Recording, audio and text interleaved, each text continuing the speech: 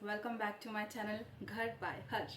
Okay, तो आज कोई भी चेक इन और चेकआउट सीन में नहीं दिखाने वाली हूँ, क्योंकि आज एक ऑनेस्ट वीडियो रहेगी कि आप एयरबीएनबी स्टार्ट कर सकते हैं या नहीं कर सकते हैं।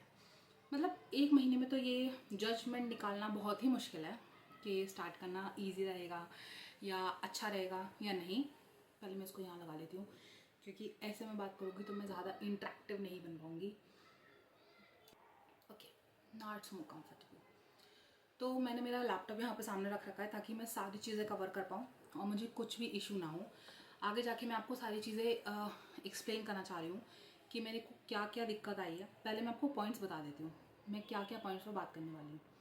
तो सबसे पहले मेरा रहेगा बेसिक्स, दूसरा रहेगा बुकिंग सोर्स, तीसरा मेरा रहेगा रूल्स एंड सेटअप, चौथा मेरा रहेगा माय जर्नी एक्सपीरियंस, कहाँ से कहाँ तक मैंने क्या किया, और फिर मेरा रहेगा bad experience and one story. उसके बाद how I handled it, expenses and investments, is Airbnb profitable.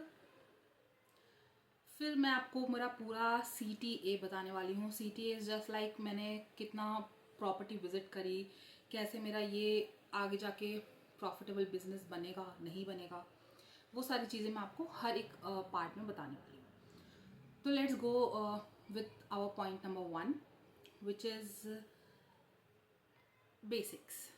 तो सबसे पहले मैं अपना एयरबीएनबी के बारे में बताना चाहती हूँ। मैंने अपना एयरबीएनबी घर बाय हर 1 अप्रैल को लिस्ट किया था, जिसमें मुझे बुकिंग आ गई थी लकीली 1 वीक में। तो मुझे उसमें ज़्यादा दिक्कत नहीं आई थी, क्योंकि मैंने जैसे ही लिस्टिंग किया था, जो एयरबीएनबी का एल्गोरिदम होता है वो आप नई बुकिंग्स को बूस्ट करता है।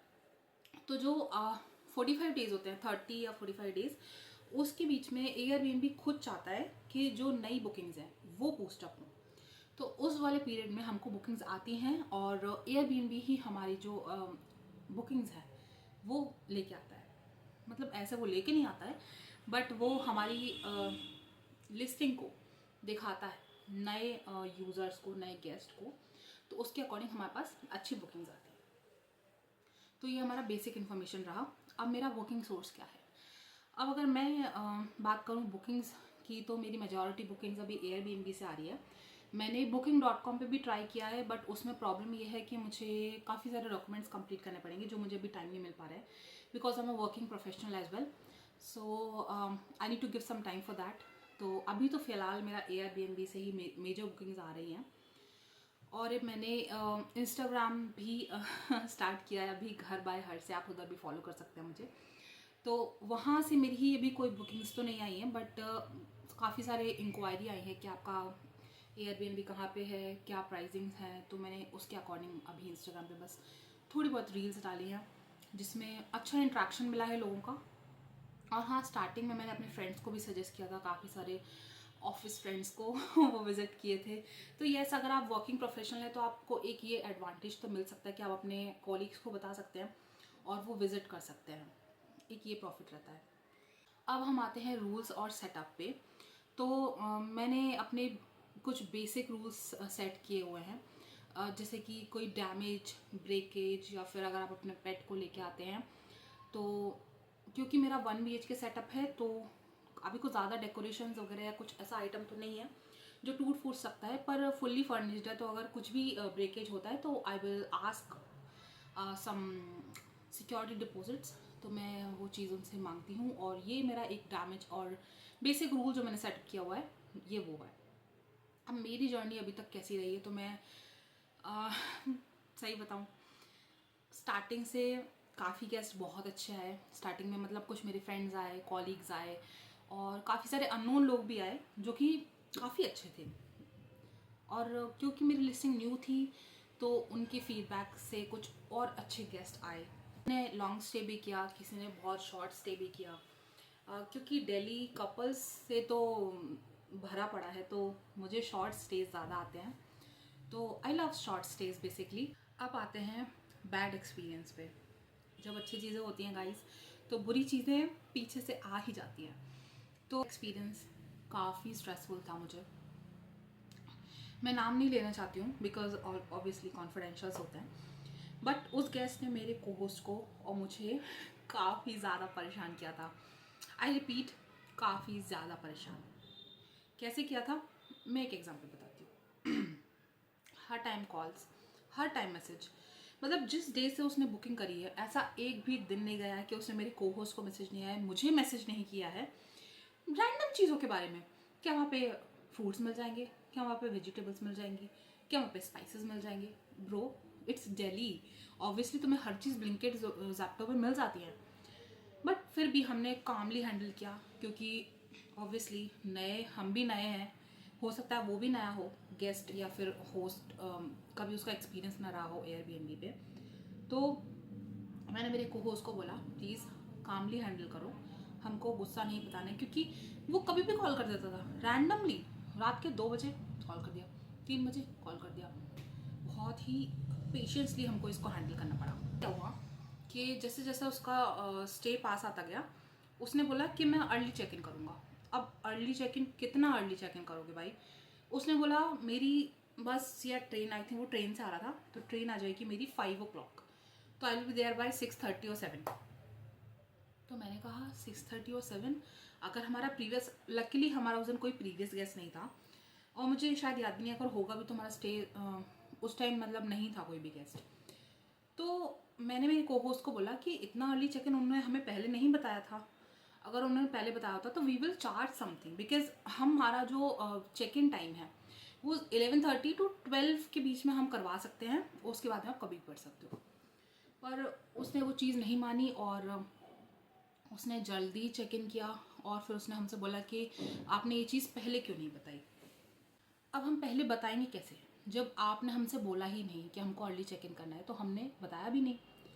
तो यहाँ पे वो अर्ली चेक इन कर लिया, बिकॉज हमको हमारा कैंसिलेशन नहीं करना था, क्योंकि अगर हम कैंसिलेशंस कर देते हैं तो हमारी लिस्टिंग डाउन पे चली जाती है। So it's not good for our listing. तो हमने कुछ नहीं बोला, अर्ली चेक इन करने दिया, सब नॉर्मल था। बट फिर पूरा दिन निकल गया। नेक्स्ट मॉर्निंग में 5 बजे उसने सडनली एक कंप्लेन कर दी और उसने चेकआउट कर दिया। उसने कंप्लेन की कि प्रॉपर्टी के बाहर उसको किसी लोगों ने परेशान किया, पैसे वैसे चार्ज किए, एंड मल्टीपल क्या उसने वो कंप्लेंट्स करी है, मल्टीपल कंप्लेंट्स, यूजलेस कंप्लेंट्स, जिस वजह से हमारी लिस्टिंग रिस्क पे आ गई। ऑब्वियसली उस टाइम पे मुझे कोई आइडिया नहीं था ये बंदा इतना कामली बात कर रहा था, इतना फ्रेंडली होके बात कर रहा था, और अब ये ऐसा कर रहा है। मैंने उसे कई बार कॉल करने का ट्राई किया, मेरे को होस्ट ने कई बार उसे कॉल करने का ट्राई किया, बट नो रिस्पॉन्स। फिर हमने सोचा कि okay we will take help from Airbnb support.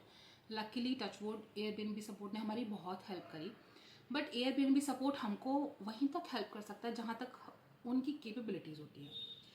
अब उस गेस्ट ने इतने गंदे रिव्यूज़ दे दिए थे, इतनी गंदी लिस्टिंग पे मेरे रिव्यूज़ डाल दिए थे कि it's not very bad, very good, it is useless, it's like blah blah blah blah things. But हमने कैसे भी करके उस चीज़ को हैंडल किया, और ऑनेस्टली वो ये सब क्यों कर रहा था, क्योंकि उसे रिफंड चाहिए था, क्योंकि वो जल्दी चेकआउट कर दिया था। बट लोगों को इतना सा समझ में नहीं आता है कि वो जल्दी चेक इन किया था, जल्दी चेकआउट कर दिया, it's not my fault, because हमारा चेकआउट टाइम 11 ही है, वो 11 पे कर सकता था, कोई इशू नहीं था। पर कुछ लोग होते हैं जो हमको एक इशू करने के लिए ही पैदा होते हैं, तो मैंने ज़्यादा उस पर फोकस नहीं किया। देखिए लोगों का क्या है, लोग तो ताजमहल में भी बुराइयां देख लेते हैं। अब ये तो मेरा छोटा सा एयरबीएनबी है जिसमें मैं खुद अपना टाइम स्पेंड करके अपने एफर्ट्स डाल के उसको बना रही हूँ, तो इट्स फाइन। मतलब कुछ दिन तक तो मुझे बहुत ही ज़्यादा एक ट्रॉमा रहा कि मतलब मैं इतना सब कुछ कर रही हूँ लोगों के लिए, अर्ली चेक इन करवा रही हूँ, सब कुछ मतलब मैं खुद बेयर कर रही हूँ, क्योंकि मेरी खुद की फर्स्ट टाइम है, 1 महीना भी नहीं हुआ था उस टाइम, तो मैं भी चीज़ें सीख ही रही थी। पर फिर भी आई स्टेड काम, मैंने चीज़ें हैंडल करी। बैड एक्सपीरियंसेस आपको आते हैं ना, तो आपको वो चीज़ें सिखा के जाते हैं।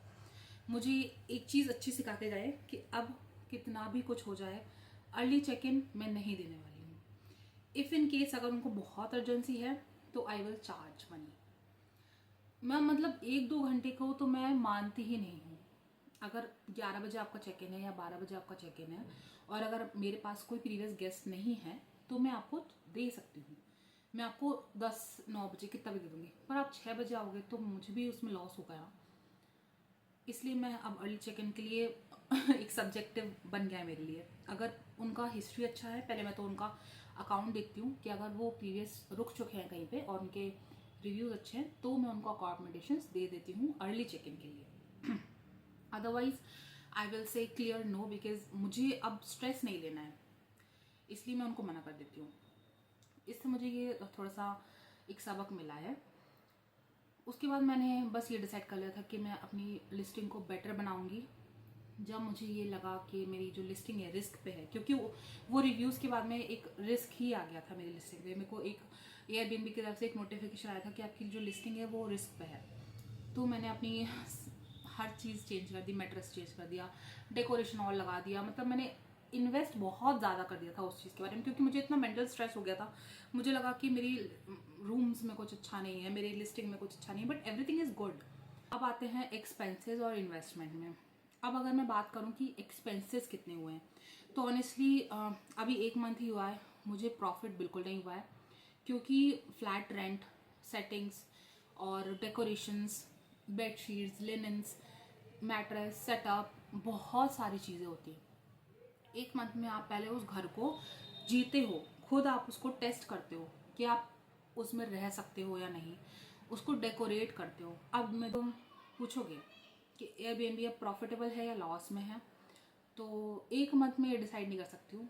जैसे कि मैं आपको बोला, मैं आपको 6 मंथ्स में बता सकती हूँ। तो होपफुली मैं आपको ये वीडियो वापस बनाऊंगी और प्रॉफिट और लॉस के बारे में बताऊंगी। आपको मेरी प्रॉपर्टी विजिट करनी है तो आप स्टे बुक कर सकते हैं। मेरी डीएम डायरेक्ट आप मुझे मैसेज भी कर सकते हैं मेरे इंस्टाग्राम चैनल पे, या फिर आप, मैंने यहाँ पे डिस्क्रिप्शन में बुकिंग की लिंक दे रखी है डायरेक्ट, तो आप वहाँ से डायरेक्टली बुक कर सकते हैं। और हाँ, मैंने हाँ आगे मैंने और भी वीडियोस बनाने का सोचा है। मैंने एयरबीएनबी स्टार्ट कैसे किया, मेरे माइंड में क्या थॉट्स आए, और पैसे इससे कैसे कमाए जा सकते हैं, और क्या डिसएडवांटेजेस हैं और एडवांटेजेस हैं, और मेरे पास बहुत सारी स्टोरीज भी है गेस्ट की, तो वो मैं धीरे धीरे आपको बताऊंगी। तो मेक श्योर मेरे चैनल को सब्सक्राइब कर लो, क्योंकि मैं नहीं चाहती कि आप अगर कुछ नया आपको इंटरेस्टिंग दिख रहा है तो आप वो मिस कर दो, क्योंकि मैं भी एक नई एयरबीएनबी होस्ट हूँ, और अगर आप भी वो चीज़ करना चाहते हैं तो धीरे धीरे हम वो चीज़ साथ में भी कर सकते हैं। तो make sure subscribe my channel and do follow on my Instagram घर बाहर। मिलते हैं नेक्स्ट वीडियो में, तब तक के लिए बाय बाय।